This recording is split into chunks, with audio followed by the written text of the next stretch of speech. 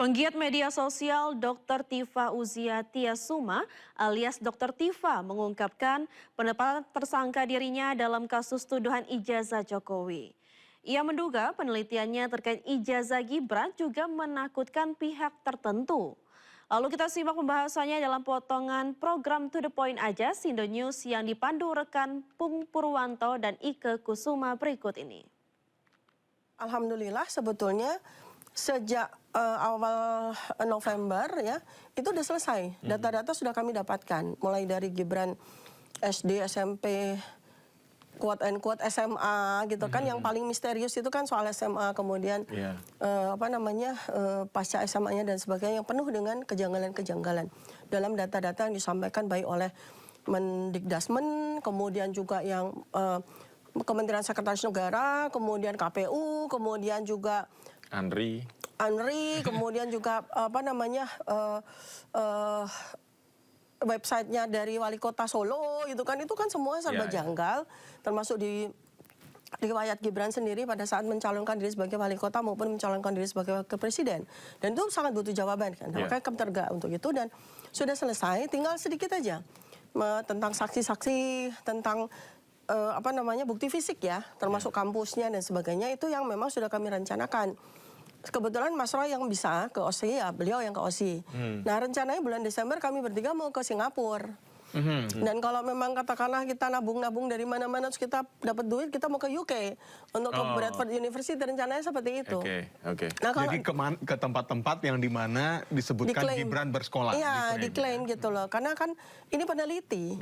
Pertanggungjawaban kami itu besar sekali ya kalau jangan sampai kami keliru kan. Jadi memang kami, katanya Gibran sekolah di Singapura, ya kami akan ke sana. Gibran katanya sekolah di OSI, ya kami akan ke sana. Gibran katanya mendapatkan ijazah kesarjanaan dari Inggris, ya kami akan insya Allah akan ke sana kan, begitu ya.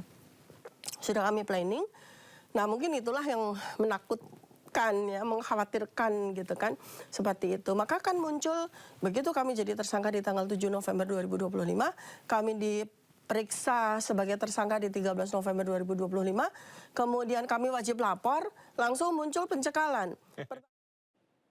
Dan pemirsa, saksikan tayangan selengkapnya di program To The Point aja setiap Jumat malam pukul 21.30 waktu Indonesia bagian Barat hanya di Sindo News TV.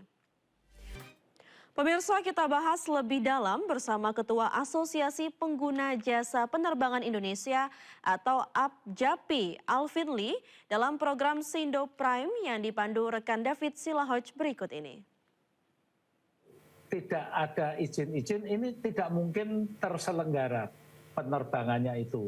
Dan juga pihak asuransi pasti juga tidak mau menanggung pesawatnya, awak pesawatnya maupun penumpang-penumpangnya. Bandar Udara IMIP Morowali ini adalah bandara resmi, sudah mendapatkan sertifikat kelaikan dari Kementerian Perhubungan, terdaftar juga, dan tentunya sudah dipublikasikan secara internasional karena bandara yang dioperasikan itu harus diumumkan secara internasional, arah runway-nya, panjang runway, lebar runway, kemudian runway direction, jam operasi dan sebagainya. Di Indonesia bandara ini dimasukkan dalam dua kategori. Pertama adalah bandara umum dan dua adalah bandara khusus.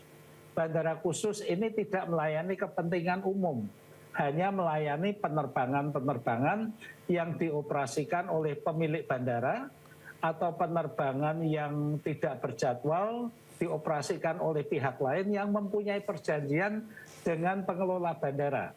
Walaupun demikian, pesawat negara dalam hal ini misalnya pesawat TNI, pesawat Polri, kementerian, kemudian misalnya pesawat Presiden pun mau mendarat di sana, itu tidak perlu izin dari pengelola bandara karena itu adalah untuk kepentingan negara. Jadi secara legalitas bandara IMIP ini adalah bandara legal, statusnya adalah bandara khusus, dan hingga saat ini masih sebagai bandara domestik yang hanya melayani penerbangan dalam negeri. Dengan demikian, belum diperlukan adanya pelayanan imigrasi, pabean atau bea cukai maupun karantina Karena kita kalau terbang misalnya dari Jakarta. Keinformasi lainnya pemirsa, BPH Migas akan merevisi Perpres tentang penyaluran Pertalite agar lebih tepat sasaran. Revisi aturan tersebut menjadi prioritas setelah banyak masukan mengenai distribusi Pertalite yang belum terkontrol dengan baik. Badan Pengatur Hilir Minyak dan Gas Bumi atau BPH Migas akan merevisi aturan tentang penyaluran BBM bersubsidi jenis Pertalite agar lebih tepat sasaran. Regulasi yang akan direvisi yakni Peraturan Presiden Nomor 191 Tahun 2014 tentang penyediaan, pendistribusian, dan harga jual eceran BBM. Menurut Kepala BPH Migas Wahyu Dianas, perubahan regulasi ini masuk dalam program prioritas pengurus BPH Migas periode 2025-2029. Revisi tersebut Perpres nomor 191 tahun 2024 menjadi prioritas setelah banyak masukan mengenai distribusi Pertalite yang belum terkontrol dengan baik. Wahyu Dianas mengakui kelompok penerima BBM jenis Pertalite belum terdefinisi jelas sehingga penyaluran kerap tidak tepat sasaran. Nantinya revisi Perpres 191 akan menambahkan aturan tata kelola Pertalite termasuk harmonisasi dengan kebutuhan masyarakat, serta sistem pengawasan yang lebih ketat untuk mencegah penyaluran yang tidak sesuai. Kalau itu semua revisi Perpres 191 bisa disetujui pemerintah, otomatis kami juga lebih memudahkan untuk kontrol penyaluran BBM kepada masing-masing konsumen pengguna dengan baik. Dan sistem kami pastinya akan lebih menyiapkan sistem IT digitalisasi, juga settingnya bisa terpusat pada seluruh daerah. Berdasarkan data Pertamina Patra Niaga, konsumsi BBM jenis Pertalite hingga Oktober 2025 di bawah 10% dari kuota tahun ini yang mencapai 31,1 juta kiloliter. Pemirsa, perang melawan mafia impor barang bekas ilegal semakin digencarkan pemerintah. Menteri Keuangan Purbaya Yudisadewa pun terus membenahi bea cukai yang menjadi garda terdepan masuknya barang ke Indonesia.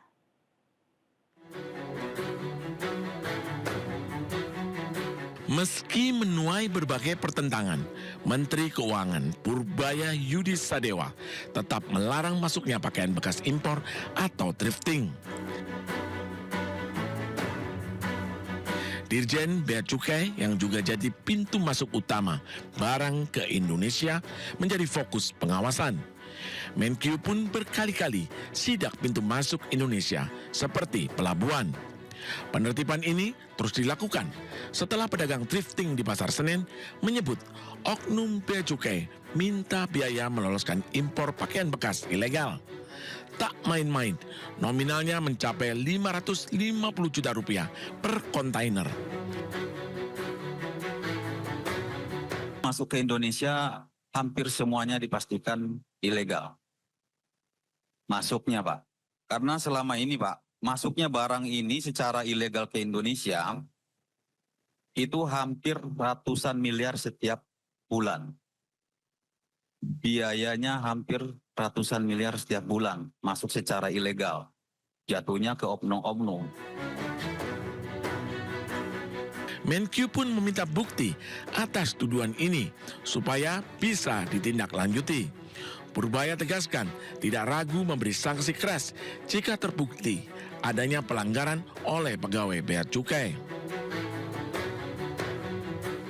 Orang bisa ngomong apa aja, belum tentu betul, harus bisa diklarifikasi lagi betul apa enggak. Saya nggak tahu angka yang sebetulnya berapa, tapi yang jelas sekarang orang Bea Cukai udah nggak berani main-main lagi. Kalau main-main ya saya tindak ke depan, saya udah kasih peringatan keras semuanya. Dan mereka cukup baik, banyak orang baiknya, jadi nggak usah khawatir. Guna mencegah masuknya impor baju bekas ilegal, pintu masuk ke Indonesia seperti pelabuhan diperketat. Tim Liputan iNews melaporkan.